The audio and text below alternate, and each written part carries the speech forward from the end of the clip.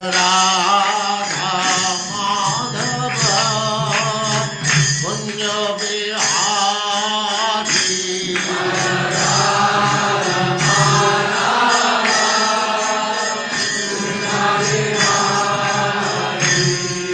जय राधा माधव कुंज बिहारी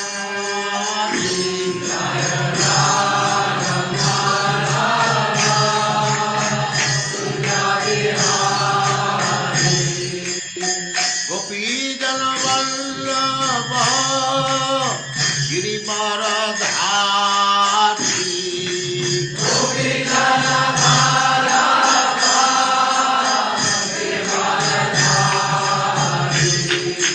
गोपी जन वल्लभ गिरिवरधारी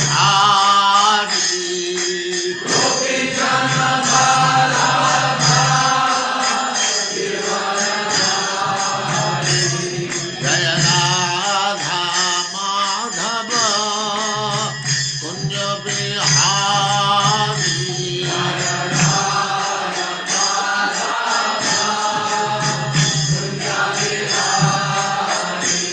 जय राधा माधव कुंज बिहारी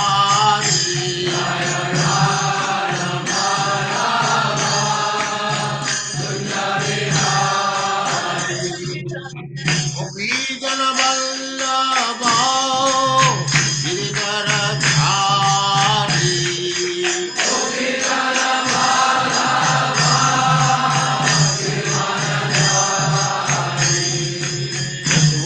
यशोदानंदन ब्रज जन रंजन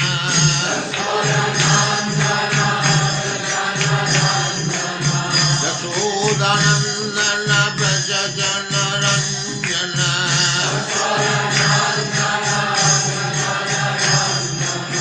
जमुना तीर वनचारी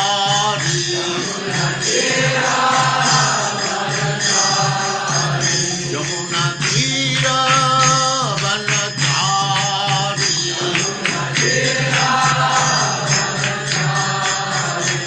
जय राधा माधव कुंज बिहारी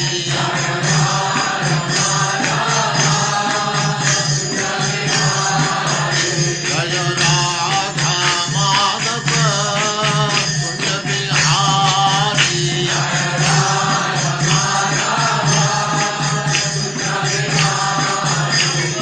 गोपी जन वल्लभ गिरिवरधारी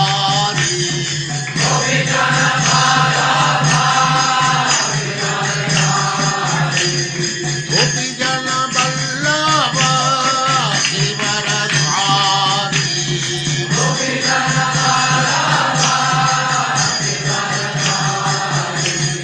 यशोदानंदन ब्रज जन रंजन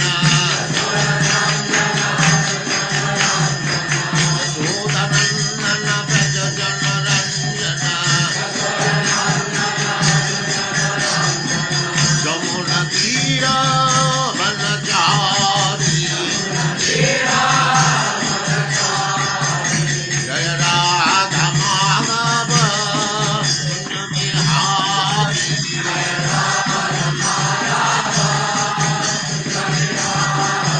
जय राधा माधव कुंज बिहारी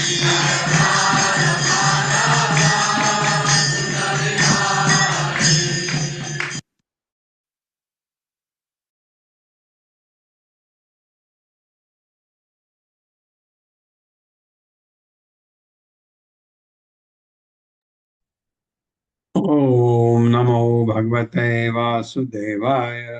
ओम नमो भगवते वासुदेवाय। ओम नमो भगवते वासुदेवाय। ओम नमो ओम भगवते वासुदेवाय। वासुदेवाय। ओम नमो भगवते वासुदेवाय। ओम नमो ओम भगवते नमो भगवते वासुदेवाय। वासुदेवाय।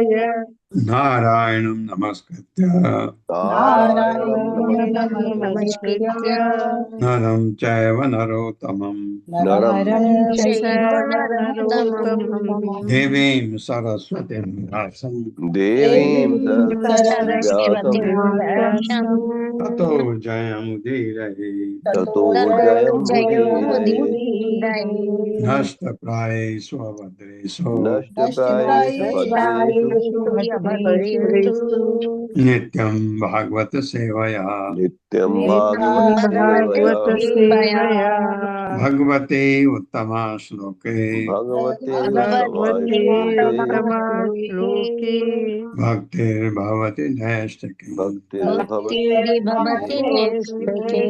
हरे कृष्ण। आप सबका स्वागत है। हरे कृष्णा हरे प्रभु जी, दंडवत प्रणाम। हाँ, उद्धव ने सवाल पूछे और भगवान उत्तर देते हैं उद्धव गीता में। ज्ञात्वा अज्ञात्वा अथ ये वही माम भी पढ़ लेते हैं। ज्ञाता अज्ञात्वा अथ ये वै माम यावन् यह च अस्मि यादृशः भजन्ति अनन्य भावेन ते मे भक्ततमा मता। मेरे साथ, ज्ञात्वा अज्ञात्वा अथ ये वै माम ज्ञात्वा ज्ञात्वाज्ञात्वाथ ये वै माम् यावन् यह च अस्मि यादृशः। यावन् यश्चास्मि यादृशः। हाँ, इसको यावन यस्यामि यादृशा भी पढ़ सकते हैं।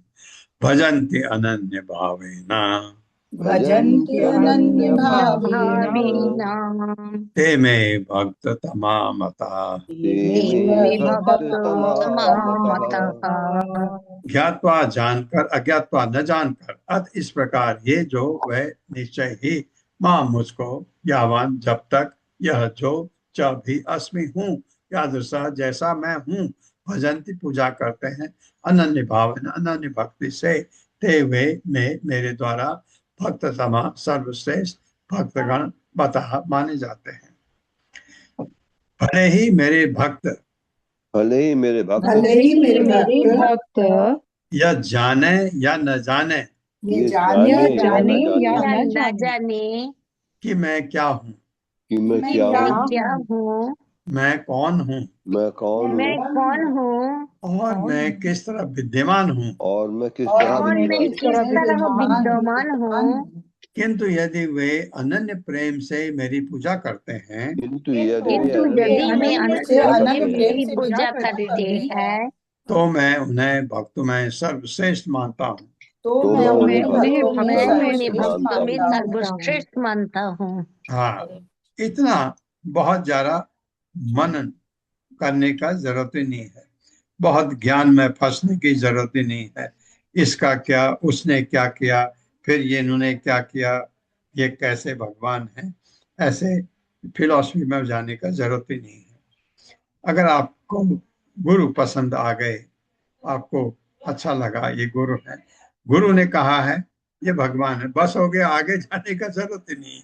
ये कह रहे हैं उनको पता नहीं उसको, फिर भी वो अनन्य भाव से मेरी पूजा करता है, भक्तों में सर्वश्रेष्ठ है। बहुत अच्छा तात्पर्य माता जी। हरे कृष्ण पूर्णेश्वरी प्रेमा माता जी। हरे कृष्णा माता जी। हरे कृष्णा प्रभु जी, दंडवत प्रणाम। जगत गुरु शीला प्रभुपाद जी की जय। तात्पर्य उनके विनीत सेवकों के द्वारा। शील विश्वनाथ चक्रवर्ती ठाकुर के अनुसार यद्यपि यावान शब्द यह सूचित करता है कि कृष्ण को देश काल में बांधा नहीं जा सकता, किंतु वह अपने शुद्ध भक्तों के प्रेम में बंध जाते हैं। उदाहरणार्थ, वृंदावन वासियों के प्रति अगाध प्रेम के कारण कृष्ण वृंदावन के बाहर एक पग भी नहीं रखते। इस तरह भगवान अपने भक्तों के प्रेम के वशीभूत रहते हैं। यह शब्द बताता है कि कृष्ण परम सत्य है, जो वसुदेव के पुत्र अर्थात श्याम सुंदर के रूप में प्रकट होते हैं। यादृश शब्द बताता है कि भगवान आत्मा राम है और आप्त काम भी है। फिर भी अपने भक्तों के प्रेमवश वे कभी कभी अनात्माराम तथा अनात्म काम के रूप में प्रकट होते हैं। वस्तुतः भगवान श्री कृष्ण सदैव स्वतंत्र है, किंतु वे अपने भक्तों के गहन प्रेम से आदान प्रदान करते हैं, जिससे वे आश्रित प्रतीत होते हैं। जिस तरह वृंदावन में अपनी बाल लीलाओं के समय वे नंद महाराज तथा यशोदा पर आश्रित थे। अज्ञातवा शब्द सूचित करता है कि कभी कभी भक्त को भगवान का सही दार्शनिक बोध नहीं हो सकता, अथवा प्रेमवश वह भगवान की स्थिति को भूल सकता है। भगवत गीता में अर्जुन कहता है, सखेति मत्वा प्रसर्भम यद्युक्तम, हे कृष्ण हे यादव हे सखेति, अज्ञानता महिमानं तवेदम मया प्रमादात् प्रणयेन वा अपि। आपको अपना मित्र मानते हुए मैंने पहले आपको हे कृष्ण हे यादव हे सखा जैसे संबोधनों से पुकारा है, क्योंकि मैं आपकी महिमा को नहीं जानता था। मैंने मूर्खतावश या प्रेमवश जो कुछ भी किया है, कृपया उसके लिए मुझे क्षमा कर दें। अज्ञानता महिमा नम अर्जुन के ये शब्द वही अर्थ रखते हैं जो श्रीमद् भागवत के इस श्लोक में भगवान श्री कृष्ण के शब्द अज्ञातवा माम के हैं। दोनों ही कृष्ण के यश के अपूर्ण ज्ञान के सूचक हैं। भगवत गीता में अर्जुन कहता है, प्रणयेन, उनके प्रति प्रेम के कारण ही वह कृष्ण के परम पद को भूल गया था। इस श्लोक में कृष्ण अपने भक्तों की ऐसी त्रुटि को अज्ञातवा माम शब्दों द्वारा क्षमा कर देते हैं। अर्थात यद्यपि भक्त उनके परम पद को ठीक से नहीं जानता, तो भी कृष्ण उनकी भक्ति को स्वीकार करते हैं। इस तरह इस श्लोक से भक्ति की सर्वोच्च स्थिति प्रकट हो जाती है। भगवत गीता में कृष्ण यह भी कहते हैं, भक्त्या त्वन्मया शक्य अहम एवा विधो अर्जुन, ज्ञातुम दृष्टुम चा तत्वेन प्रवेष्टुम चा परंतप। हे अर्जुन, केवल अनन्य भक्ति द्वारा मुझे उस रूप में समझा जा सकता है जिस रूप में तुम्हारे समक्ष खड़ा हूँ, और इसी प्रकार मेरा साक्षात दर्शन भी किया जा सकता है। केवल इसी विधि से तुम मेरे ज्ञान के रहस्य को पा सकते हो। कोई भले ही असंख्य संत सदृश गुण उत्पन्न कर ले, किंतु कृष्ण प्रेम के बिना उसे पूर्ण सफलता नहीं मिल सकती। उसे भगवान को यथारूप में समझना चाहिए और उनसे प्रेम करना चाहिए। यदि वह ईश्वर की स्थिति को विश्लेषणात्मक रूप से समझने में अक्षम है, तो भी श्री कृष्ण से प्रेम करने से यह पूर्ण हो जाता है। वृंदावन के अनेक वासियों को इसकी कल्पना भी नहीं थी कि श्री कृष्ण भगवान है, ना ही वे कृष्ण की शक्तियों या अवतारों को जानते थे। वह अपने हृदय से कृष्ण से मात्र प्रेम करते थे, इसलिए उन्हें परम पूर्ण समझा जाता है। धन्यवाद माता जी। जी, हरे ये बात कृष्ण। तो है, वृंदावन के लोग को नहीं पता था, लेकिन एक बात जरूर थी, वो कृष्ण को बहुत प्रेम करते थे, क्योंकि वो थे ही ऐसे। अब जब आप उनके बारे में पढ़ते हैं, आपको अच्छा लगता है अगर आपका उनसे प्रेम हो जाता है। वो तो हमारे जीवन का आखिरी गंतव्य है, भगवत प्रेम।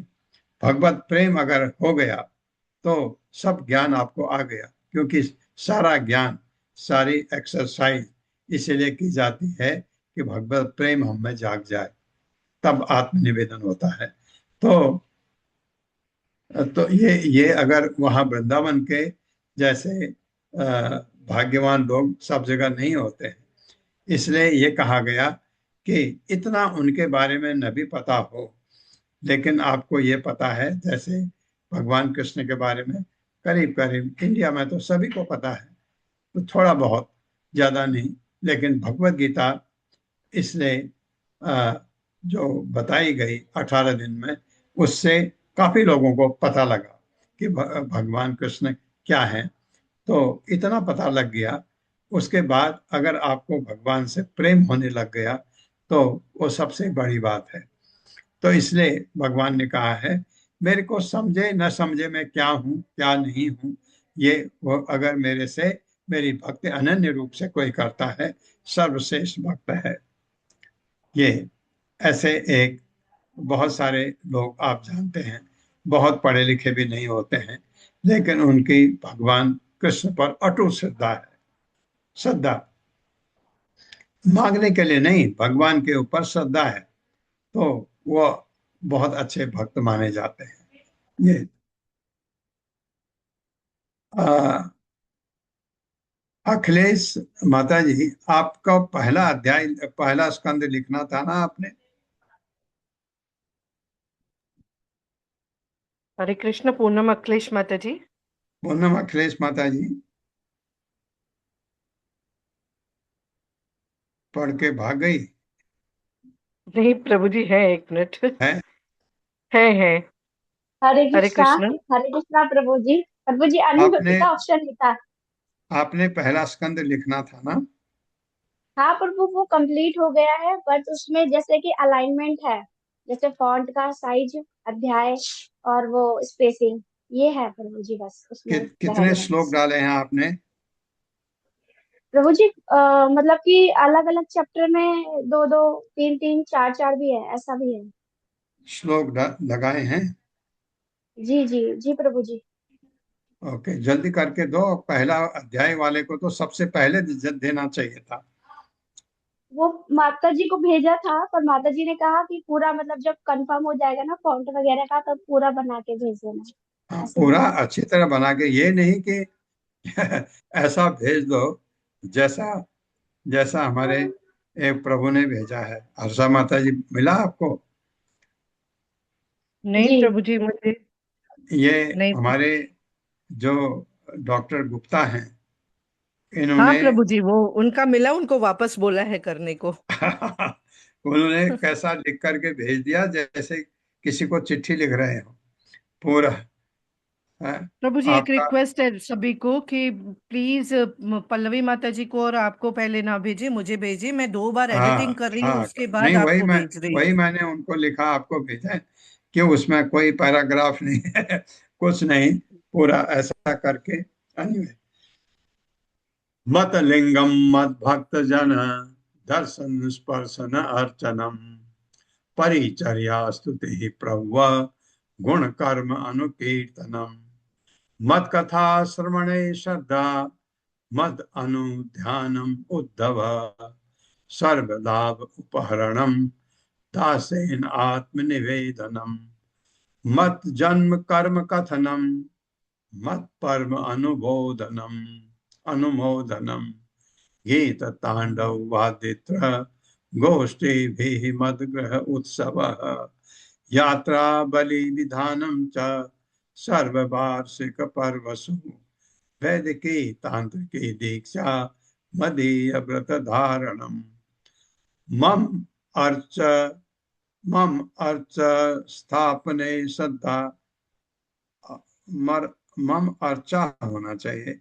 मम अर्चा स्थापने श्रद्धा स्वतः संहत्य चौद्यम उद्यान वन क्रीड पुर मंदिर कर्मणि सम्मार्जन उपले उपलप उपलेपाभ्याम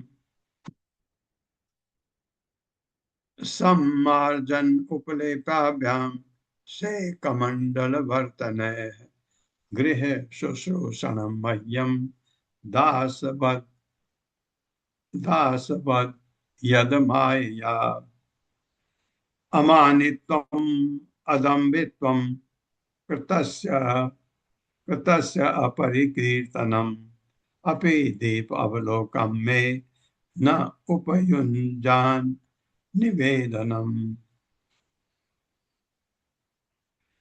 यद यद यद दो यद आएगा, यद यद इष्टतमम लोके यच्च अति प्रियम आत्मनः तत्तत् निवेदयेन् मह्यम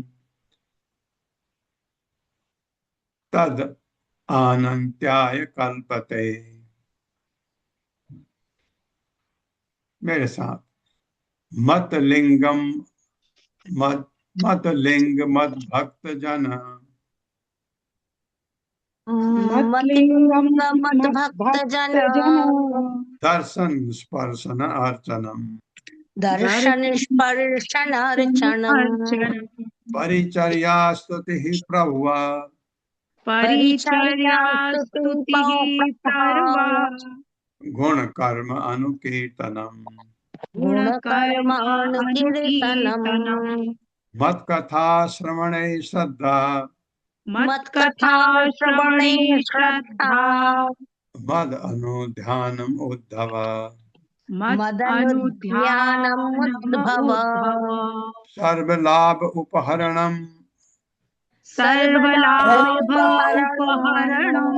दासेन आत्मनिवेदनम दासेनात्मनिवेदनम् मत जन्म कर्म कथनम मज्जन्म कर्म कथनम् मम पर्व अनुमोदनम मम पर्वानुमोदनम् गीत तांडव वादृत्य गीतताण्डववादित्र गोष्ठी मदग्रह उत्सव गोष्ठीभिर्मदगृहोत्सवः यात्रा बलि विधानम च यात्राबलिविधानम् च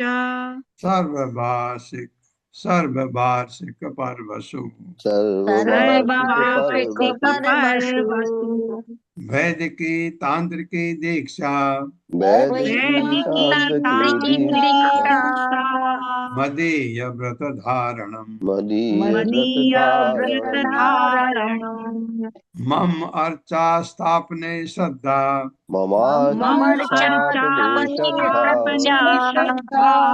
ततः संहत्य चोद्यमः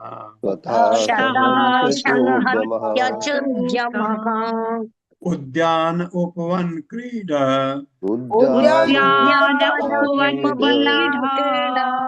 पुर मंदिर कर्मणि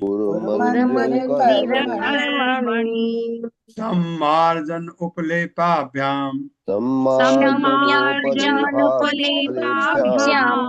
ते कमंडल वर्तने गृहसु शुश्रूषणम होना चाहिए गृह शुश्रूषणम मह्यम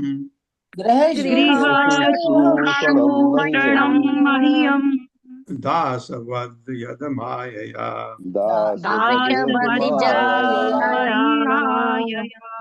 अमानित्वम अदम्भित्वम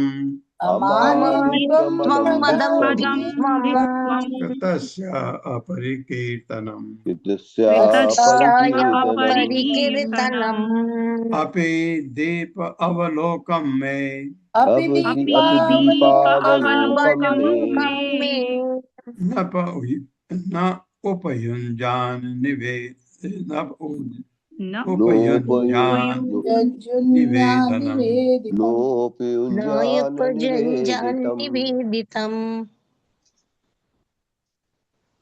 न उपयुञ्जान निवेदनम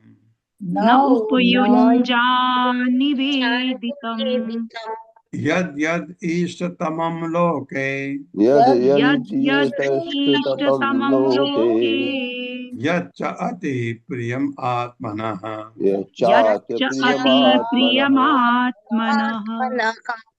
तत् एक नौ तो में बदल जाएगा एक डबल तो है तत् निवेदयन मह्यम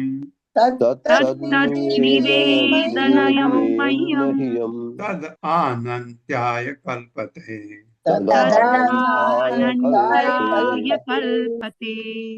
लिंग अर्च विग्रह के रूप में इस जगत में मेरा प्राकट्य मत भक्त जन मेरे भक्त दर्शन देखना स्पर्श अर्चनम तथा पूजा परिचर्या सेवा कार्य स्तुति ही महिमा की प्रार्थनाएं प्रभु नमस्कार गुण मेरे गुण कर्म तथा कर्म अनुकीर्तनम निरंतर महिमा गायन मत कथा मेरे विषय में कथाएं श्रवणे सुनने में श्रद्धा प्रेम के कारण श्रद्धा मत अनुध्यानम सदैव मेरा ध्यान करते हुए उद्धव हे उद्धव सर्वलाभ सभी उपार्जित वस्तुएं उपहरणम भेंट दासेन अपने को मेरा दास मानते हुए आत्मनिवेदनम आत्मसमर्पण मत जन्म कर्म कथनम मेरे जन्म तथा कर्मों की प्रशंसा करना मम मेरा पर्व जन्माष्टमी जैसे उत्सवों में अनुमोदनम परम हर्ष मनाते हुए गीतों तांडव नृत्य यादित्य संदीप के वाद्यों गोष्ठी भी तथा भक्तों के मध्य विचार विमर्श मत ग्रह मेरे मंदिर में उत्सव पर्व यात्रा उत्सव मनाना बलि विधानम आहुति डालना भी सर्व समस्त वार्षिक साल में एक बार प्रत्येक वर्ष सर्वस्व उत्सव में वैदिकी वेदों में उल्लिखित तांत्रिकी पंचरात्र जैसे ग्रंथों में वर्णित दीक्षा बदे मेरा व्रत उपवास धारण रखते हुए मम मेरे अर्चा विग्रह का स्थापना में श्रद्धा रखते हुए स्वतः अपने से संहत्य अन्यों के साथ जब भी उद्यम प्रयास उद्यान फूलों के बगीचों के उपवन छोटा बगीचा आखिरी लीलाओं के स्थान पूरा भक्ति के शहर मंदिर तथा मंदिर कर्मणि निर्माण में सम्मार्जन ठीक से झाड़ना बुहारना उपलेप्याभ्याम लीप पोत कर सेक सुगंधित जल छिड़क कर मंडल अच्छा मैं से कमंडल बोला मंडल है मैं से कमंडल बोला सेक मंडल है सेक सुगंधित जल छिड़क कर मंडल बर्तन है मंडल बनाकर गृह मंदिर का जो कि मेरा घर है शुश्रूषणम सेवा मह्यम मेरे लिए दासवत दास की तरह या जो अमाया द्वैत रहित अमानित्वम छोटी प्रतिष्ठा के बिना अदम्भित्वम गर्भ से रहित होकर कृतस्य भक्ति कर्म अपरिकीर्तनम विज्ञापन न करना अभी भी दीपकों के अवलोकन प्रकाश में मेरा न नहीं उपयुंजात लगाना चाहिए निवेदितम अन्य को पहले अत्यंत प्रिय आत्मना अपना तत्त वह निवेदयत भेंट करे मह्यम मुझको तत्व भेंट अनंत्याय अमरता के लिए कल्पते योग्य बनाती है। उद्धव को बता रहे भगवान हे उद्धव निम्नलिखित भक्ति कार्यों में लगने पर निम्नलिखित भक्ति कार्यों में लगने पर मनुष्य मिथ्या अभिमान तथा प्रतिष्ठा का मनुष्य मिथ्या अभिमान तथा प्रतिष्ठा का परित्याग कर सकता है हाँ, अगर भक्ति में कोई नहीं लगा है वो अपने घमंड को कभी नहीं छोड़ेगा। वो मेरे अर्चा विग्रह को मनुष्य मेरे अर्चा विग्रह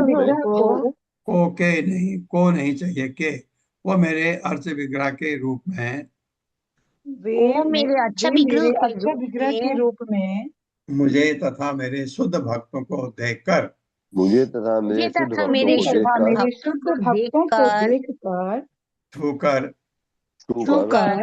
पूजा करके सेवा करके स्तुति करके तथा नमस्कार करके अपने को शुद्ध बना सकता है अपने आप को शुद्ध बना सकता है। हाँ, इसमें सबसे बड़ा जो शुद्ध बनने का तरीका है भगवान के भक्तों को छूकर। जो भगवान के शुद्ध भक्त हैं भक्तों में जैसे आप जानते हैं कनिष्ठ अधिकारी मध्यम अधिकारी उत्तम अधिकारी हैं। उत्तम अधिकारी के अगर पैर छूने को आपको मिल जाए तो आप बिल्कुल शुद्ध हो जाते हैं। ये क्योंकि भगवान का एक शुद्ध भक्त जिसने अपने को भगवान की सेवा के अलावा और कोई काम नहीं जिसका उसके पैर छूने से हमको बहुत ही अच्छा लगता है, हम पवित्र हो जाते हैं थोड़ी देर के लिए भाई भले ही, और जो उनके साथ ज्यादा देर रहते हैं वो हमेशा ही पवित्र रहते हैं। शुद्ध बना सकता है उसे मेरे दिव्य गुणों एवं कर्मों की भी प्रशंसा करनी चाहिए। हाँ, प्रशंसा करना भगवान की, भगवान ऐसा कह रहे हैं इसलिए नहीं कि उनकी प्रशंसा आप करें तो प्रसन्न नहीं, उससे हमको फायदा होता है। मेरे यश की कथाओं को मेरी मेरी यश की यश कथाओं की को कथाओं को प्रेम तथा श्रद्धा के साथ सुनना चाहिए। प्रेम तथा श्रद्धा के साथ सुनना चाहिए। हाँ, भागवतम सुनते हैं तो ध्यान भागवतम में बहुत अच्छे तरह सुनना चाहिए। ये नहीं कि हाँ एक तरफ इस कान से आ रहा उस कान से जा रहा, ऐसा नहीं। उसे चाहिए कि उसे चाहिए कि उसे जो चाहिए भी कि जो भी उसके पास हो जो भी जो उसके भी पास उसके हो पास वो हो मुझे अर्पित कर दे। वो मुझे अर्पित मुझे कर अर्पित दे। कर दे। हाँ, ये ये गुण तो जब आत्मनिवेदन वाले स्थिति में आप पहुंचते हैं तो आप भगवान को अर्पित कर देते हैं और अपने को मेरा नित्य दास मानकर और अपने को मेरा नित्य दास दास मानकर मानकर मुझ पर ही पूरी तरह समर्पित हो जाए। मुझ पर ही पूरी तरह समर्पित हो जाए। हाँ, जब इस स्थिति में आता है वो सब कुछ जो उसके पास है भगवान को अर्पित कर देता है। उसे मेरे जन्म तथा कार्यों की उसे मेरे जन्म तथा कार्यों की सदैव चर्चा करनी चाहिए। सदैव सदैव चर्चा चलानी सदैव चाहिए। चर्चा चलानी चाहिए। और सदैव चर्चा जन्माष्टमी जैसे चलानी उत्सवों चाहिए। में और जन्माष्टमी जैसे उत्सवों में जो मेरी लीलाओं की महिमा को बतलाते हैं, जो मेरी लीलाओं की महिमा को बतलाते हैं, सम्मिलित होकर जीवन का आनंद लेना चाहिए। सम्मिलित होकर जीवन का आनंद लेना चाहिए। उसे मेरे मंदिर में गाकर, उसे मेरे मंदिर में गाकर, नाच कर, बाजे बजाकर तथा अन्य वैष्णवों से वैष्णवों से मेरी बातें करके मेरी बातें करके उत्सवों तथा त्योहारों में भी भाग लेना चाहिए। त्योहारों में भी भाग लेना चाहिए। उसे वार्षिक त्योहारों में होने वाले वार्षिक त्योहारों में होने वाले उत्सवों में, यात्राओं में तथा भेंटें चढ़ाने में नियमित रूप से भाग लेना चाहिए। हाँ, आप मंदिरों में जाते हैं, यात्रा में जाते हैं, बहुत मंदिरों में घूमते हैं, ये हमेशा ध्यान रखिए, अपने साथ रखिए। भले ही आपकी हैसियत 10 रुपए चढ़ाने की है, जरूर चढ़ाए मंदिर में, क्योंकि मंदिर आप गए दर्शन करने, तो मंदिर जो है वो आपके चढ़ावे से चलते हैं, तो ये जरूर करना चाहिए। कुछ लोग ऐसे भी हैं, मंदिर के दर्शन करें और मंदिर में प्रसाद मिला तो उसको चटकार के बाहर निकल आते हैं, बहुत गलत है। ये कभी भी मत करिए। ये मंदिर से अपने को कुछ नहीं, जो भौतिक चीजें हैं जैसे पैसा है, कोई सामान है, फूल है, ये है, तुलसी है, आपकी तरफ से मंदिर को जाना चाहिए। मंदिर से लेना, आपको अगर पुजारी ने कोई आशीष दी, फूल दिया, पुष्प दिया, पुजारी ने, उसका ध्यान रखिए दिमाग में, बाहर निकल करके हुंडी में पैसा डालिए। ये जरूर करिए, कहीं भी किसी मंदिर में जाते हैं तो ये आपका कर्तव्य बनता है भक्त के रूप में। यहाँ भगवान कह रहे हैं, मैं नहीं कह रहा हूँ, लेकिन ये मैं हमेशा कहता हूँ कि मेरे क्लास के लोग जितने भी मंदिर कहीं भी जाएं तो वहां पर मंदिर का खा के नहीं आना चाहिए। मंदिर में अगर आपको प्रसाद मिलता है, अवश्य लीजिए, भगवान का प्रसाद है, और आप एक यथारूप वहां पर हुंडी में जरूर पैसा डालिए, या हो सकता है थोड़ा बहुत वहां डोनेशन दीजिए। ये बहुत जरूरी है, ये हमेशा करिए कि मंदिर में गए, वहां का प्रसाद भी खा के आए, आनंद उठा के आ गए, ये नहीं होना चाहिए कभी भी, कहीं भी। मैं हमारे मंदिर की बात नहीं कर रहा हूँ, किसी भी मंदिर में आप जाते हैं, ये बिल्कुल भगवान ने खुद ही कह दिया। मैं ये हमेशा कहता हूँ, इस क्लास के लोग जितने भी कहीं मंदिर में जाएंगे, मंदिर का लेके नहीं आना, मंदिर में दे के आना है, क्योंकि मंदिर हमारे चढ़ावे से चलते हैं, मंदिर का कोई मंथली इनकम नहीं होती है। तो इसका ध्यान रखिए, ये हमेशा करना चाहिए। उसे एकादशी जैसे धार्मिक व्रत भी रखने चाहिए। उसे एकादशी जैसे धार्मिक व्रत भी रखने चाहिए।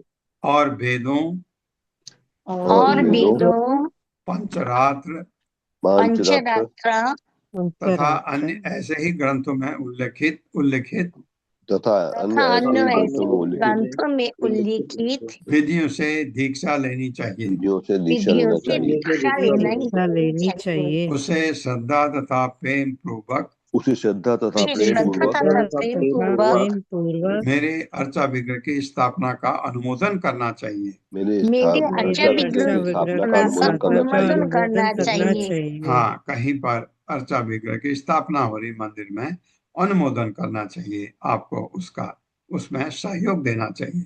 और अकेले अथवा अन्यों के सहयोग से और अकेले अथवा अन्यों और के सहयोग अकेले अथवा अन्यों के सहयोग से कृष्ण भावना भावित मंदिरों तथा नगरों के साथ ही साथ कृष्ण भावना भावित भावना मंदिरों तथा भावित नगरों के मंदिरों साथ तथा ही साथ नगरों के साथ ही साथ फूल तथा फल के बगीचों फूल फूल तथा फल के के बगीचों एवं मेरी लीला मनाए जाने वाले विशेष क्षेत्रों के एवं बनाए जाने वाले विशेष क्षेत्रों के निर्माण में हाथ बटाना चाहिए। निर्माण में हाथ बटाना चाहिए। हाँ, ये सहयोग देना चाहिए आपको। आप कहेंगे कि मेरी हैसियत नहीं है, क्यों नहीं है? 10 रुपया दे सकते हैं। आजकल 10 रुपया तो बहुत कम है, 100 रुपया तो कोई भी दे सकता है। नहीं दे सकता किसी के पास नहीं, 10 रुपया नहीं है, 1 रुपया कुछ तो देना चाहिए। कि आपके हैसियत उतनी है तो उतना दीजिए, जरूर देना चाहिए। हैसियत ज्यादा है, कम नहीं देना चाहिए, खुल के देना चाहिए, क्योंकि दान बहुत जरूरी है। ये चीज हम में आनी चाहिए। हाथ बटाना चाहिए का मतलब सहयोग करना चाहिए। उसे बिना किसी द्वैत के उसे बिना द्वैत के अपने को मेरा विनीत दास मानना चाहिए। अपने आप को मेरा विनीत दास मानना चाहिए। और इस तरह मेरे आवास और इस तरह मेरे आवास का मतलब भगवान का मंदिर है, अर्थात मंदिर को साफ करने में सहयोग देना चाहिए। अर्थात मंदिर को साफ करने में सहयोग देना चाहिए। हाँ, नहीं दे सकते, पैर में दर्द है, हाथ में दर्द है, मंदिर को नहीं साफ कर सकते, लेकिन मंदिर में कोई सफाई करने वाला है और उसको आप मंदिर को पैसा दे दीजिए, सफाई वो के लोग रखते हैं। सर्वप्रथम उसमें झाड़ू बुहारा करना चाहिए। सर्वप्रथम उसमें झाड़ू बुहारू करनी चाहिए। झाड़ू बुहारा जाना चाहिए। तब उसे जल तथा गोबर से स्वच्छ बनाना चाहिए। तब उसे जल तथा गोबर से बनाना चाहिए। हाँ, अभी स्वच्छ ये गोबर तो अब कम हो गया, खाली दीवारों में किसी मंदिर में है, फर्श पर बहुत कम जगह है। मंदिर को सूखने देने के बाद मंदिर को सूखने देने के बाद सुगंधित जल का छिड़काव करना चाहिए। सुगंधित जल का छिड़काव करना चाहिए। हाँ, ये नहीं भी हो सकता आपसे, सुगंधित जल मिलता है, वो लेकर के मंदिर को अर्पित कर दीजिए। और मंडलों से सजाना चाहिए। और मंडलों से सजाना चाहिए। उसे मेरे दास की तरह कार्य करना चाहिए। इस प्रकार उसे मेरे दास की तरह कार्य करना चाहिए। उसे कभी भी अपने भक्ति कार्यों का ढिढोरा नहीं पीटना चाहिए। उसे कभी भी अपने भक्ति कार्यों का ढिढोरा चाहिए। हाँ, अरे मैं तो रोज सेवा करता हूँ, सुबह जाता हूँ 1.5 घंटे तक, बिल्कुल नहीं। जो किया ढिढोरा नहीं पीटना चाहिए। इस तरह उसकी सेवा अभिमान का कारण नहीं होगी। मिथ्याभिमान का कारण नहीं होगी। उसे मुझे अर्पित किए गए दीपकों का प्रयोग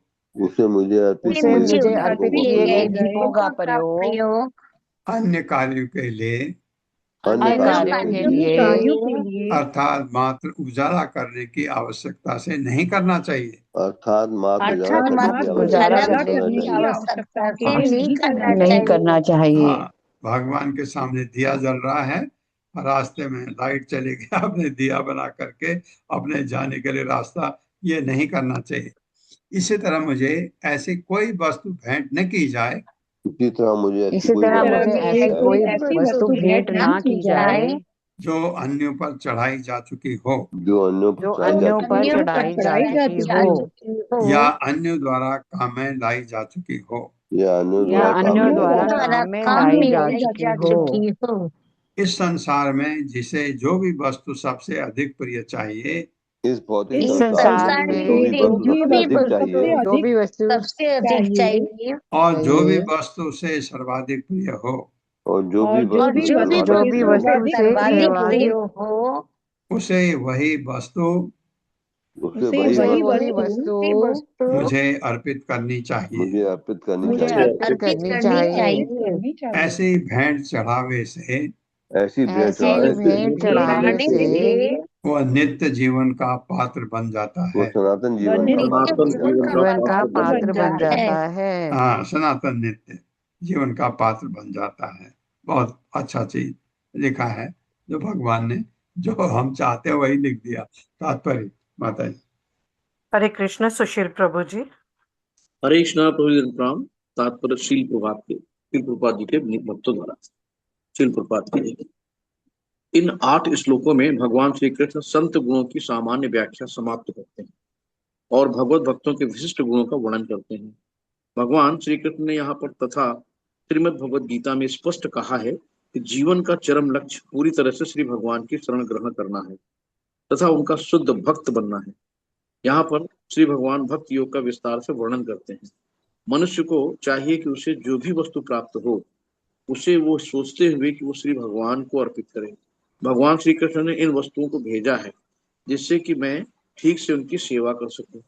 मनुष्य को अंततः समझना चाहिए कि सूक्ष्म आत्मा भगवान श्री कृष्ण का अंश है, अतः उसे अपने आप को श्री भगवान को समर्पित कर देना चाहिए। जिस तरह सामान्य नौकर अपने स्वामी के प्रति विनीत तथा नम्र होता है, उसी तरह भक्त को हमेशा अपने गुरु का आज्ञाकारी होना चाहिए, जो भगवान श्री कृष्ण के प्रतिनिधि होते हैं। उसे ये भान होना चाहिए कि किस तरह का उसका शरीर तथा मन अपने गुरु के दर्शन मात्र से अथवा उनके चरणोदक को सिर पर चढ़ाने से शुद्ध बन जाते हैं। इस श्लोक में इस बात पर बल दिया गया है कि मनुष्य को वैष्णव उत्सव में भाग लेना चाहिए।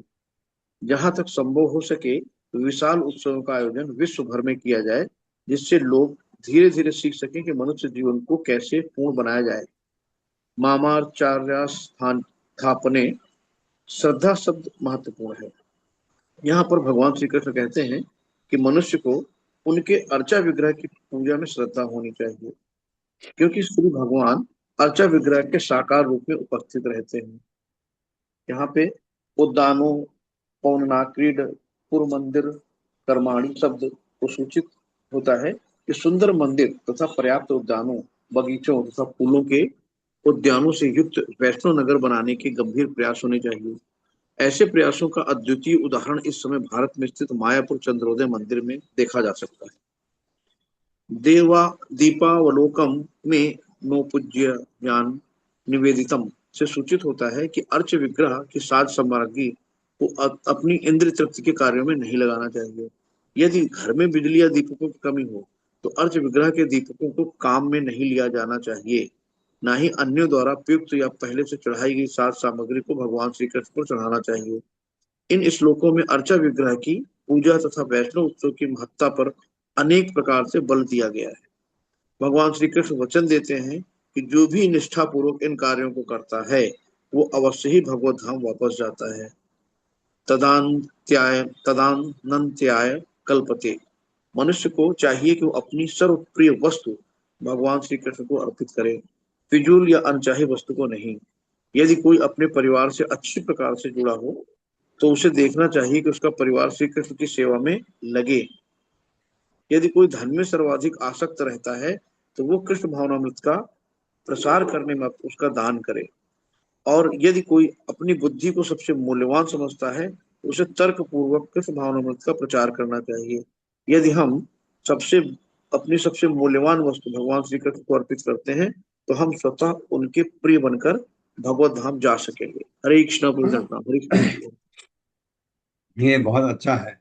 अर्पित अर्पित करना, भगवान को अर्पित कर दिया, उसके बाद करते हैं ना आप कहीं कहीं पर कुछ चीजें छोड़ के आते हैं, तो ये भगवान को आपको कोई फल बहुत पसंद है, भगवान भगवान को अर्पित कर दिया। और कुछ लोग उसके बाद खा सकते हैं, लोग जो, लेकिन जो लोग अर्पित कर देते हैं भगवान को, या आपको अर्पित है, फिर नहीं लेते। ये प्रभुपाद के गुरु भक्ति सिद्धांत सरस्वती ठाकुर ने अर्पित किया था आम भगवान को, क्योंकि वो 2 साल के बच्चे थे। उनके पिताजी भक्त विनोद ठाकुर वो आम भगवान को अर्पित करने के लिए लाए थे। 2 साल का बच्चा क्या समझता है, आम का दाना पकड़ा, मुंह में लगा दिया। तो उन्होंने कहा, अरे तुमने क्या कर दिया, ये तो भगवान को अर्पित करना था। तो आप लगाइए 2 साल के बच्चे में ये उन्होंने आम त्याग दिया, भगवान को अर्पित कर दिया।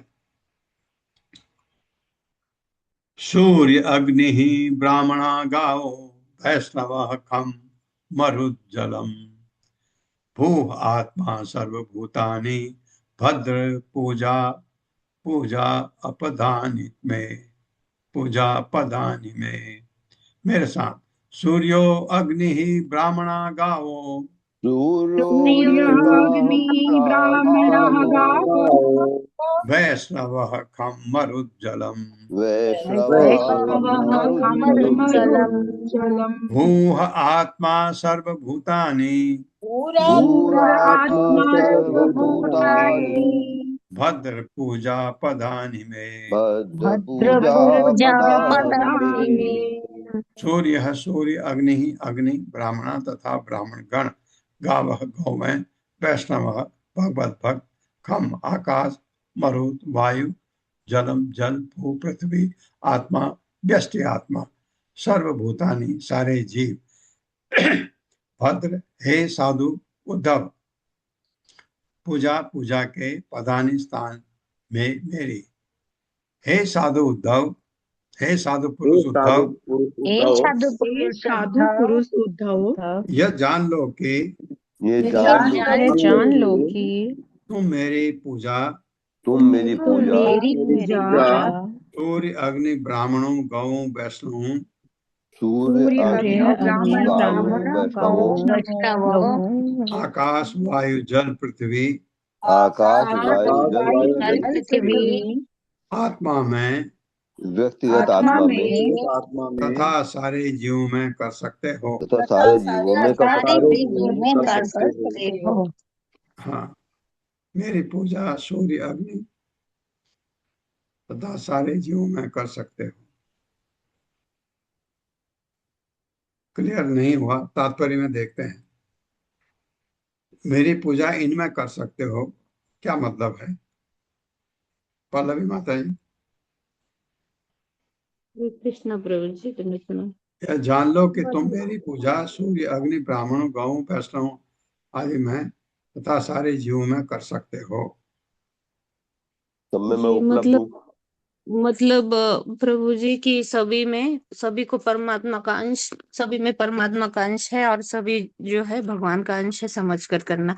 नहीं तो फिर मिसअंडरस्टैंड कर लेंगे कि सूर्य की पूजा करना भगवान की पूजा हो गई, चलो सूर्य को सुबह जल दिया, लेकिन सूर्य को सूर्य नारायण समझते हुए उनको देना चाहिए। हाँ, तात्पर्य पढ़े तो अच्छा लगेगा। जी जी। हरे कृष्ण सत्येंद्र प्रभु जी। माता जी, हरे कृष्णा प्रभु जी, सभी को खबर प्रणाम। प्रभु जी माइक आगे करें प्रभु जी। हरे कृष्णा माता जी, आ रही है आवाज? पढ़िए कृष्णा माता जी। हाँ पढ़िए प्रभु जी। जब तक कोई यह नहीं समझ लेता कि भगवान कृष्ण सर्वव्यापी हैं और हर वस्तु उनमें समाई हुई है, तब तक उनकी कृष्ण चेतना अधम कोटि की और भौतिकवादी है। सारे वैदिक वाङ्मय में स्पष्ट कहा गया है कि परम सत्य की ही हर वस्तु के स्रोत हैं। हर वस्तु उनके भीतर है और वे हर वस्तु के भीतर समाये हुए हैं। भगवान कृष्ण के विषय में भौतिकवादी धारणा से बचने के लिए यह समझना होगा कि भगवान किसी विशेष देश या काल में ही स्थित नहीं होते, प्रयुक्त वे सभी कालों तथा देशों में विद्यमान रहते हैं और सारी वस्तुओं के भीतर उन्हें खोजा जा सकता है। पूजा पदानी शब्द सूचित करता है कि कृष्ण सर्वव्यापी हैं, किंतु इसका अर्थ यह नहीं कि सारी वस्तुएं कृष्ण हैं। इस श्लोक में कृष्ण अपनी सर्वव्यापकता की सर्वश्रेष्ठता का स्पष्टीकरण करते हैं और पूर्ण आत्म साक्षात्कार का मार्ग दिखाते हैं। हरे कृष्णा प्रभु जी, हरे कृष्णा माता जी। हाँ ठीक, पल्लवी माता जी आपने ठीक कहा कि हर चीज भगवान का अंश है, ये सोचते हुए उनमें कर सकते हैं। ये ऐसा करके भगवान कह रहे हैं। ओम अज्ञानतिमिरान्धस्य ज्ञानाञ्जनशलाकया चक्षुरुन्मिलितमेन तस्मै श्रीगुरवे नमः। नमो विष्णुपादाय कृष्णप्रस्थाय भूतले श्रीमते भक्तिवेदांत स्वामिनिति नामिने। नमस्ते सरस्वती देवे गौरवाणी प्रचारिणे निर्विशेष शून्यवादी पाश्चात्य देशतारिणे। जय हो श्री कृष्ण चैतन्य प्रभु नित्यानंद श्री अद्वैत गदाधर शिवासादि गौर भक्तवृंद। हरे कृष्णा कृष्ण कृष्ण हरे हरे, हरे राम राम राम हरे हरे। हरे माता जी, आपको टाइम पूरा दे रहा हूँ। हरे कृष्ण प्रभु जी, धन्यवाद, प्रणाम प्रभु जी। जी प्रभु जी, थैंक यू सो मच प्रभु जी। तो प्रभु जी काफी सारे पॉइंट्स इकट्ठे हैं, कोशिश करती हूँ जितने आज कोलेट कर सकें, फिर जैसा भी है समय के हिसाब से। हाँ, जो बचे तो कल कर सकते हैं। जी बिल्कुल बिल्कुल प्रभु जी। तो प्रभु जी जहाँ से हमने छोड़ा था, पूरा रिकैप नहीं ले रही, सिर्फ लास्ट पॉइंट से लेती हूँ, फिर पूरा रिकैप यदि आप चाहेंगे तो अध्याय के अंत में भी कर सकते हैं। तो लास्ट पॉइंट जहां पर छोड़ा था, जहां भगवान ने बद्ध और मुक्त व्यक्तियों का अंतर बताया था, वहां तक हमने किया था। तो प्रभु जी वहां से एक लास्ट पॉइंट का रिकैप करते हुए फिर आगे के लगभग 7, 9, 10 और आज 11, 4 दिनों के सारांश को लेते हैं। तो शुरुआत करती हूँ। शिला प्रभुपाद की जय, गुरु महाराज की जय। प्रभु जी आपके आशीर्वाद से प्रयास करती हूँ। बद्ध तथा मुक्त व्यक्तियों का एक अंतर यह भी है कि वे दोनों अपने कार्यों को अपनी इंद्रियों के द्वारा संपन्न करते हैं। बद्ध व्यक्ति शरीर के द्वारा किए गए कार्यों को स्वयं के द्वारा संपन्न किया मानता है, जबकि मुक्त व्यक्ति स्वयं को न तो कर्ता और न ही भोक्ता मानता है। यह एक विशेष गुण है जो केवल मुक्त व्यक्तियों में ही पाया जाता है। स्वरूप सिद्ध व्यक्ति विरक्ति का शस्त्र धारण कर किसी भी भौतिक वस्तु या विषय से लिप्त नहीं होता। जैसे सूर्य, आकाश, वायु, जलाशय आदि स्वयं से लिप्त नहीं होते। इसका कारण यह है कि वे अपनी आध्यात्मिक पहचान को भली भांति समझते हैं और इसी को कृष्ण भावना भावित होना कहते हैं। ऐसा व्यक्ति प्रत्येक वस्तु को श्री कृष्ण पर आधारित मानते हुए पदार्थ से विरक्त हो जाता है। स्वयं को भगवान के श्री चरणों में पूर्णतया शरणागत करते हुए परम शांति में स्थिर अनुभव करता है। इस प्रकार ऐसा व्यक्ति शरीर में रहकर भी प्राण, इंद्रियों, मन, बुद्धि, कर्म तथा भौतिक इच्छाओं आदि से बद्ध नहीं होता। उद्धव जी भगवान से आगे पूछते हैं कि स्वरूप सिद्ध व्यक्ति के क्या लक्षण हैं। भगवान उन्हें ज्ञान देते हुए समझाते हैं कि ऐसा व्यक्ति संभाव तथा हर परिस्थिति में अविचलित रहता है, जो ना तो शोकग्रस्त होता है ना ही मोहग्रस्त होता है, जो ना तो ज्यादा हर्षोल्लास मनाता है और ना ही हताश होता है।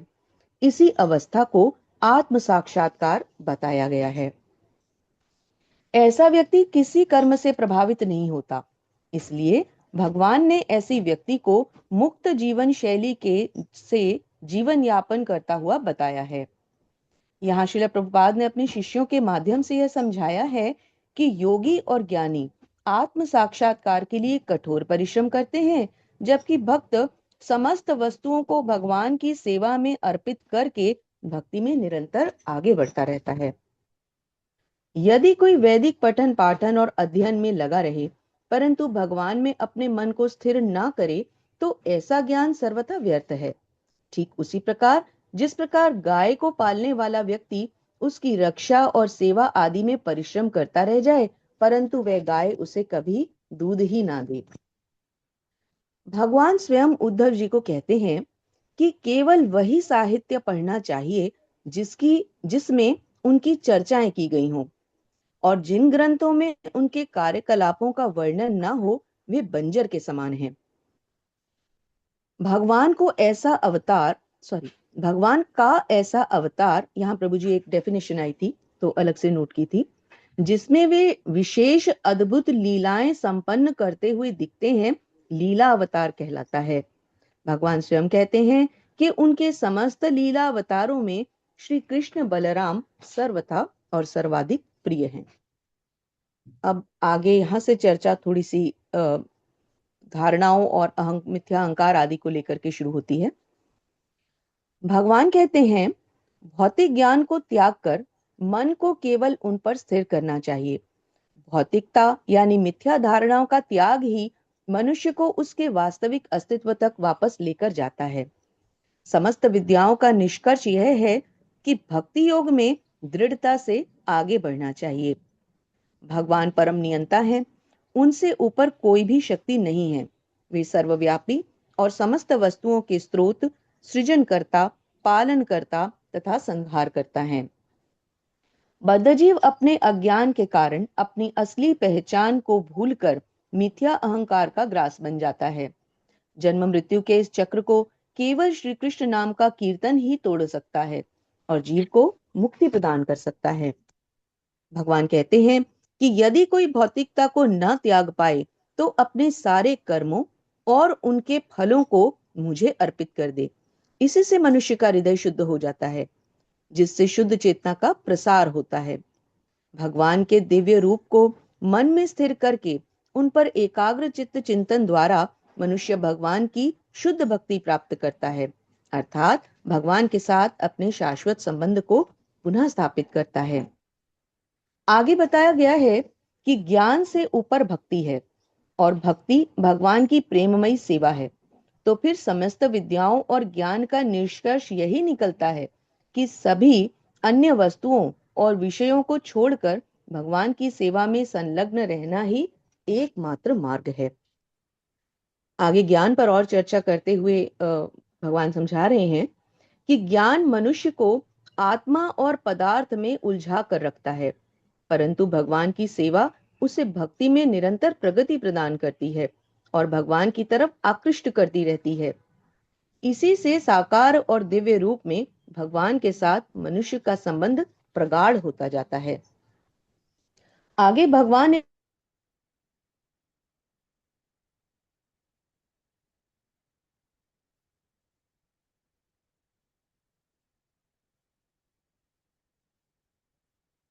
हट गया।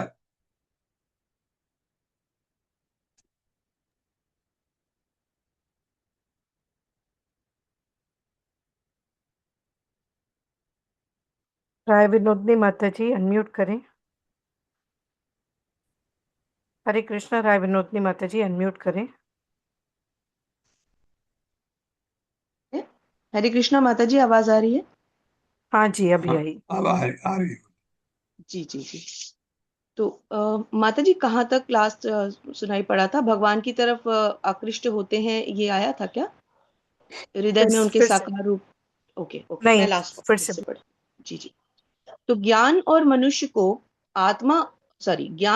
को आत्मा और पदार्थ में उलझा कर रखता है, परंतु भगवान की सेवा उसे भक्ति में निरंतर प्रगति प्रदान करती है और भगवान की तरफ आकृष्ट करती रहती है।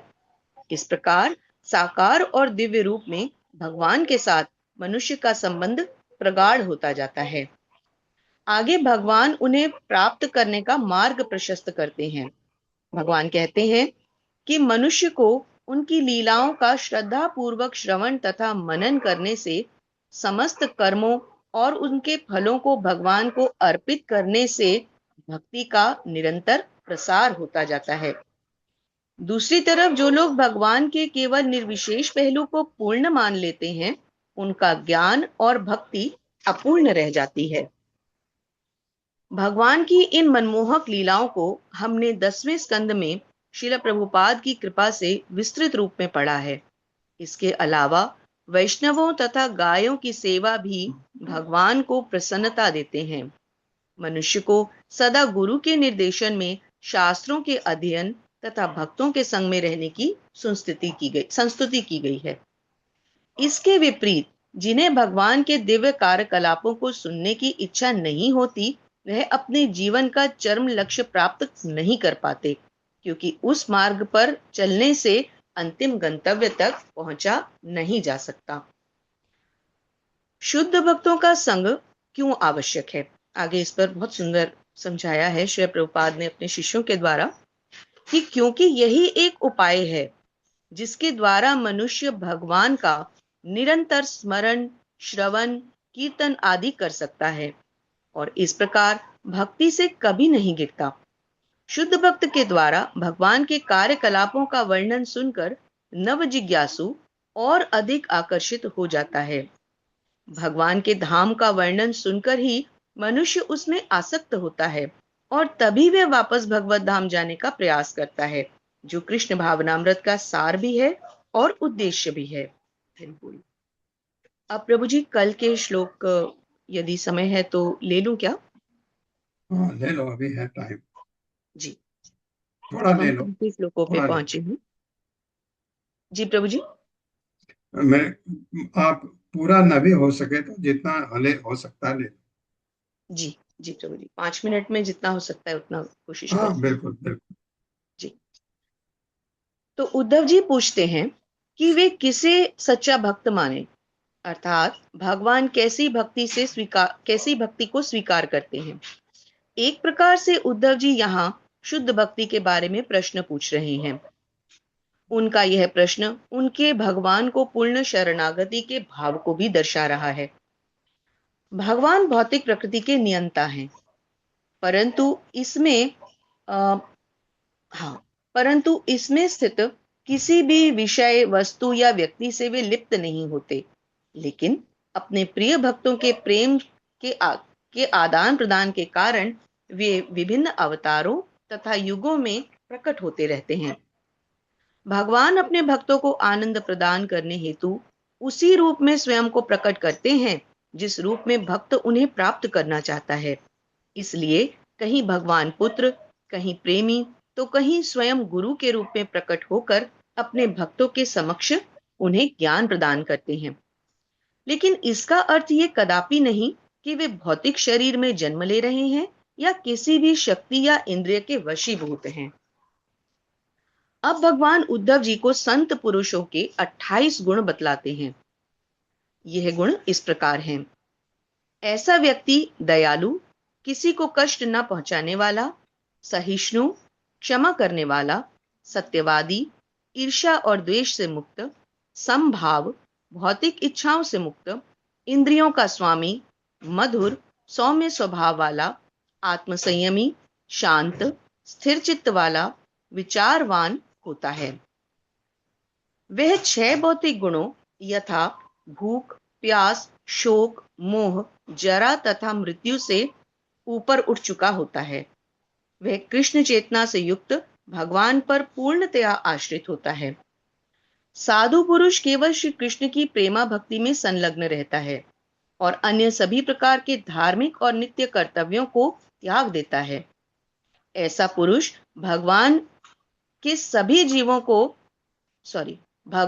सभी जीवों में सर्वश्रेष्ठ मानता है। ऐसा पुरुष सभी जीवों में सर्वश्रेष्ठ होता है। श्रील भक्ति सिद्धांत सरस्वती ठाकुर महाराज 17वें गुण अर्थात भगवान को शरणागत होने के गुण को सबसे अधिक महत्वपूर्ण बतलाते हैं। इन गुणों का विस्तृत वर्णन हमने श्रील प्रभुपाद द्वारा उनके शिष्यों के माध्यम से प्राप्त किया। अंतिम 2 श्लोकों का सार लेते हैं। वैष्णव ऐसे गुणों को इसलिए प्रकट कर पाते हैं क्योंकि वह स्वयं को भौतिक शरीर नहीं मानते। वह स्वयं को भगवान का नित्य दास समझते हैं और भौतिक जगत की नश्वर प्रकृति को समझते हुए प्रकृति के गुणों से अप्रभावित तथा कृष्ण चेतना में स्थिर बने रहते हैं। वह मिथ्या अहंकार से सर्वथा अछूते तथा भौतिकता से कभी ग्रस्त नहीं होते। भक्त भगवान को समस्त प्रकृति का भोक्ता मानता है, इसलिए वह किसी भी वस्तु या रस का स्वाद स्वयं के लिए नहीं करता, अपितु समस्त रसों को भगवान को अर्पित करके वह आनंद अनुभव करता है। अंतिम पॉइंट लेते हैं। ऐसा भक्त किसी भी वस्तु को भगवान की सेवा के लिए ग्रहण करता है, क्योंकि वह जानता है कि समस्त वस्तुएं भगवान की संपत्ति हैं और वे उनके पूर्ण स्वामित्व को स्वीकार करता हुआ उन्हीं के अधीनता में कार्यरत रहता है। ऐसा महान साधु पुरुष भगवान का प्रिय होता है। निम्न अवस्था में भक्त कर्म तथा ज्ञान से युक्त मार्ग पर चलता है, परंतु धीरे धीरे प्रगति करता हुआ वह शुद्ध भक्ति को प्राप्त करता है, जहां कर्म, ज्ञान, योग आदि का कोई मिश्रण नहीं होता।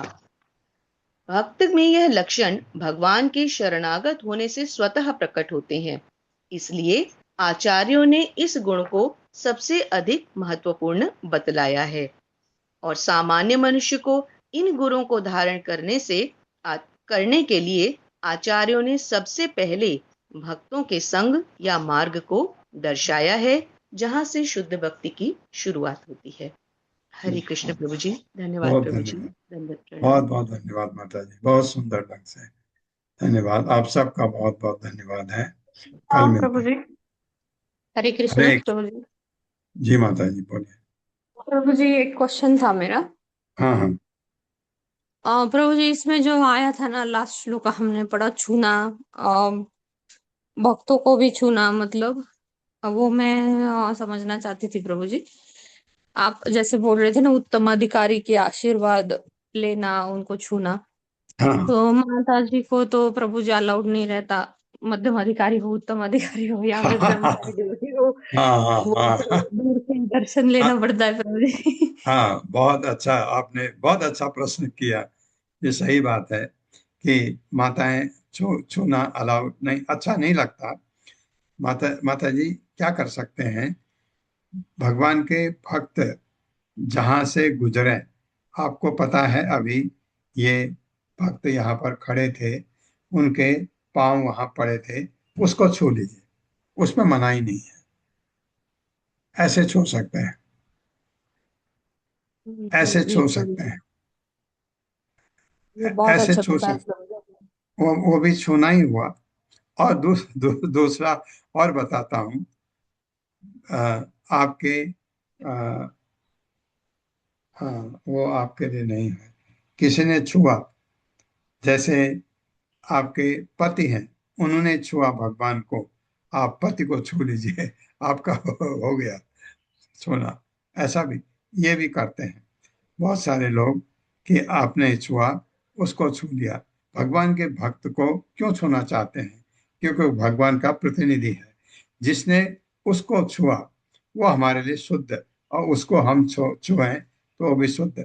कहते हैं ना, कभी कभी आप कोई तीर्थ यात्रा करके आए हैं, आपने कहा कि आपको बहुत अच्छे दर्शन हुए भगवान के, तो आपके जो मित्र हैं आपको गले लगा देते हैं, क्योंकि मुझ में भी असर आएगा करके।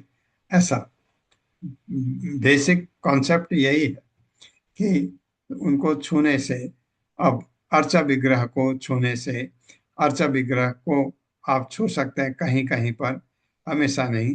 जैसे आप प्रभुपाद की पादुका को छूते हैं, आप गुरु पूजा करते हैं, प्रभुपाद की पादुका है, पादुका को आप छू सकते हैं।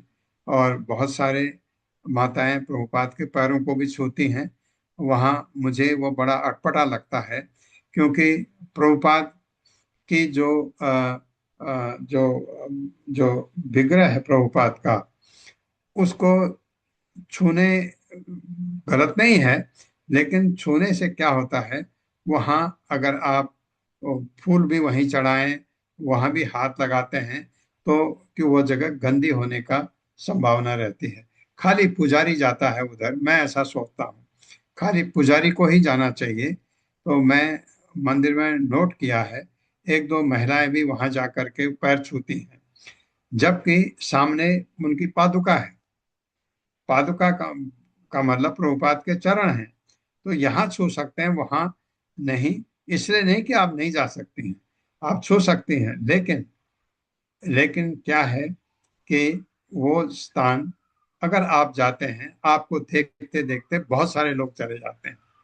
मेरे को बहुत लोगों को मंदिर में कहना पड़ता है, जो बाहर से लोग आते हैं, वो प्रभुपाद को अंदर जाकर, अरे अंदर मत जाओ, प्रभुपाद की पादुका यहाँ है, उनको फूल अर्पित करना है, यहाँ से पादुका को अर्पित करो, यहाँ इस पादुका को छुओ, नतमस्तक हो, ये अलाउड है। तो ऐसा आप छू सकते हैं इस तरह से। जी जी लेकिन प्रभु जी। प्रश्न आपका जो है, मुझे पहली बार लगा ये प्रश्न, किसी ने पूछा नहीं ये प्रश्न। बहुत प्रैक्टिकल है, बहुत प्रैक्टिकल है। आप बहुत अच्छे भक्त हैं, तो भक्त को छूना है, तो वहां मंदिर में माताएं भी होती हैं, माताएं भी होती हैं जो उस लेवल के, लेकिन माताएं ग्रस्त होती हैं, उनको छू सकते हैं। कोई जो है, जैसे आप बहुत अच्छी भक्त हैं, आपको कोई छुए, उसके लिए तो आप भगवान की प्रतिनिधि हो गई ना, तो ऐसी बात है। जी जी प्रभु जी, धन्यवाद प्रभु जी। हरे कृष्ण। हाँ, राय विनोदी माता जी कुछ कहना चाहते हैं शायद। हरे कृष्ण प्रभु जी, धन्यवाद, प्रणाम, थैंक यू प्रभु जी। यस प्रभु जी, यहाँ पर प्रभु जी दिया भी है कि मनुष्य मेरे अर्चा विग्रह के रूप में मुझे तथा मेरे शुद्ध भक्तों को, आगे जो संस्तुतियां की हैं उनमें देखकर, छूकर, पूजा करके, सेवा करके या स्तुति करके या नमस्कार करके। तो प्रभु जी सारी चीजें दी हैं कि छू कर के अलावा शुद्ध भक्तों को कर, पूजा करके, स्तुति करके, नमस्कार आदि करके किसी भी प्रकार से शुद्ध कर हाँ सकता है। ठीक है, नमस्कार करके, हाँ ये भी है। लेकिन छूने का मन करे तो, अगर, तो उनका प्रश्न ये बहुत अच्छा था। छूने का मन करे आपका, नहीं मुझे तो छूना है, तो कैसे छुएं? भगवान के अर्चा विग्रह को तो बाहर हैं, आप छू भी सकते हैं, अगर जहाँ पर अलाउड है। कहीं कहीं पर अलाउड नहीं होता है, ये मैंने देखा नेपाल में तो लोग गले भी लगाते हैं।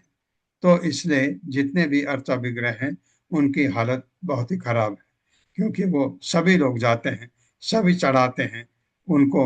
तो इसलिए इस्कॉन में ये सबसे अच्छा है कि आप अंदर अर्चा विग्रह को नहीं छू सकते हैं, खाली बाहर प्रभुपाद के अर्चा विग्रह को, पादुका को छू सकते हैं। ये बहुत अच्छा है, ताकि उसकी एक तो सैंक्टिटी बनी रहती है, दूसरा वहाँ सफाई, स्वच्छ। आपने देखा होगा इस्कॉन के मंदिर बहुत साफ सुथरे होते हैं सभी जगह। इसका कारण यह है कि प्रभुपाद ने ये करवाया है, ये हमने नहीं किया, वो करके गए। सब क्या करना है क्या नहीं करना है सब करके गए। हरे कृष्णा, आपका सबका बहुत बहुत धन्यवाद। पूरे दंडवत प्रणाम। हरे कृष्ण प्रभु जी। हरे कृष्ण।